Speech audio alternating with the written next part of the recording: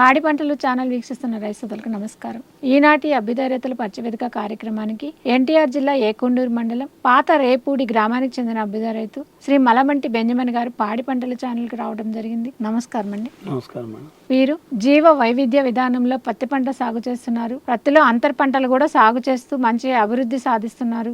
ఏ అంతర్ పంటలు సాగు చేస్తున్నారు, సాగు వివరాల గురించి కూడా ఛానల్ ద్వారా తెలియజేయవలసిందిగా కోరుచున్నాను. అందరికీ నమస్కారం అండి. జూన్ నుంచి డిసెంబర్ వరకు పత్తి పంటను సాగు చేస్తున్నాను. దాంట్లో 6 వరుసలో పత్తి, 1 వరుస కంది, ఇలాగా 60:1 రేషియోలో నేను పంట పెట్టడం అనేది జరుగుతుందండి. అయితే దీంట్లో కందితో పాటుగా పెసర అనే పంటను కూడా ఇందులో వేస్తున్నానండి.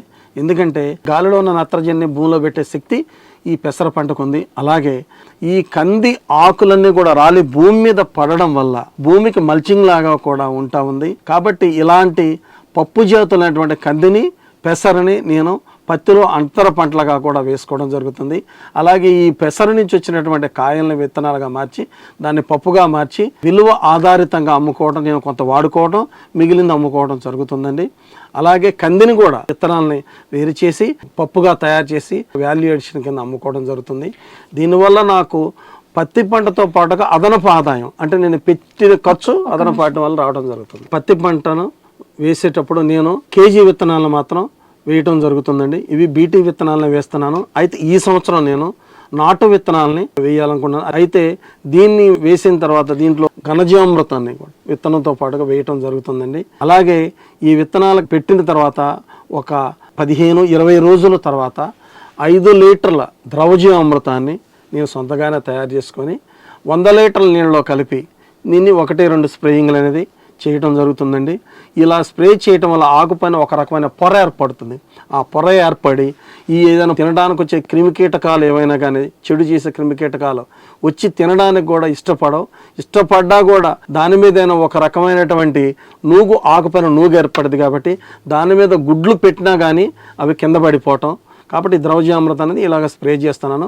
విత్తనం వేసేటప్పుడు ఘనజీవామృతం కూడా భూమిలో వేసి పెడుతున్నాను. ఈ రకంగా విత్తనాలు పెట్టుకోవడం ఇలాగా నేను పత్తి పంటలో అంతర పంటలుగా, ప్రధాన పంటగా వేసుకోవడం జరుగుతుంది. పత్తి పంటలో ఖర్చు అనేది విత్తనాలు పెరగడానికి ఖర్చు కానీ, విత్తనాల ఖర్చు కానీ ఇచ్చేసి 1500 నుంచి 2000 రూపాయల వరకు అవుతుందండి. 3 క్వింటాల నుంచి 4 క్వింటాల దగ్గర పత్తి అనేది వస్తూ ఉంది. ఒక్కొక్క క్వింటా 7000, కాబట్టి 42,000 సుమారుగా నాకు ఆదాయం రావడం జరుగుతుంది.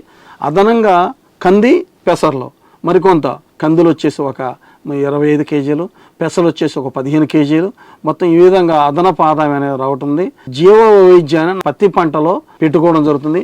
దీనివల్ల మోనోక్రాప్ అనేది కాకుండా బహుళ పంటలు, అదనపు పంటలు, జీవ వైవిధ్య పంటలు పత్తిలో నేను అమలు చేస్తూ ఉన్నాను. నేను పెట్టినటువంటి పెట్టుబడి నాకు అదనపు పంట వల్ల ఆదాయం రావడం జరుగుతుందండి. పత్తి పంటలో అక్షింతల పురుగు, సాలీళ్ళు, అలాగే తేనీగలు, రకరకాలైనటువంటి మిత్ర పురుగులన్నీ కూడా ఎక్కువగా కనిపించడం అనేది జరుగుతుందండి. పురుగులు, తెరుగుళ్ళ యాజమాన్యం వాటి ద్వారాగే నాకు ఎక్కువగా జరుగుతుంది.